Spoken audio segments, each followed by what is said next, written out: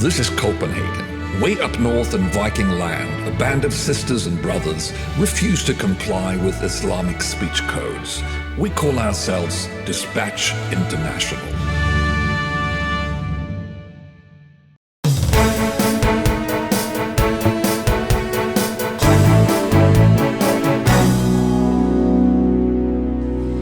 Welcome to Norse News. I'm Ingrid Carlqvist, Editor-in-Chief of Dispatch International, together with Lars Hedegaard.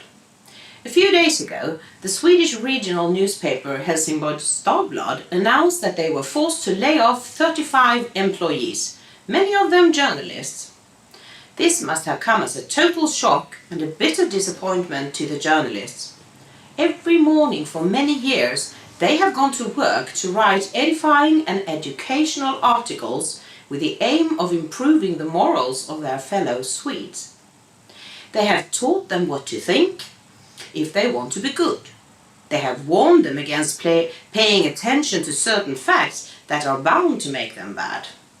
And after all these good deeds, people don't want to pay for their products.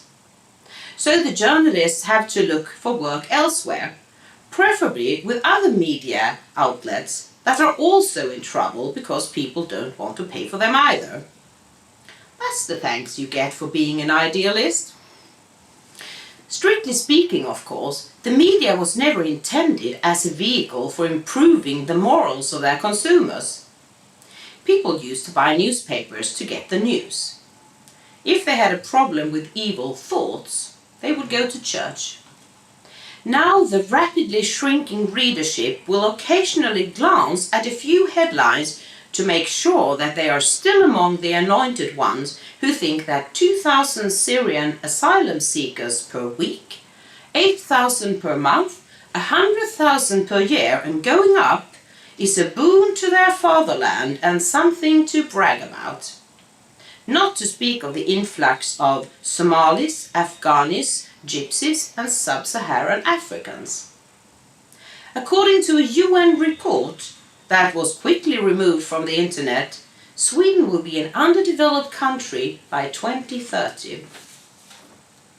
Swedes don't have to read the articles peddled by the likes of Helsingborgs Dagblad, for they already know the content. They also know what they will never find in a Swedish newspaper. For example, the mysterious circumstance that all of a sudden Sweden has 10 times as many reported rapes as neighboring Denmark. In fact, there are so many rapes in Sweden that a great number of citizens must know someone who has been raped. Some will ask, how come that Swedish men have become so much more evil than Danish men? But more will ask other questions that are bound to get them into trouble should they ever dare express them openly. So what do you do if you have noticed that your country is going to hell in a handbasket? You turn to the alternative press, where you'll find the real news, and people have room to discuss why all this is happening. In addition, the Samizdat media are much cheaper. It will set you back 2,820 Swedish kronor to take a year's subscription to the Sunday school called Helsingborgs Dagblad. You can get a year of Dispatch International for $4.95. Look us up at d-intl.com.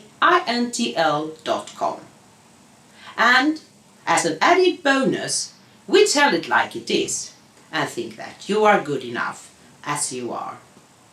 Keep calm and carry on.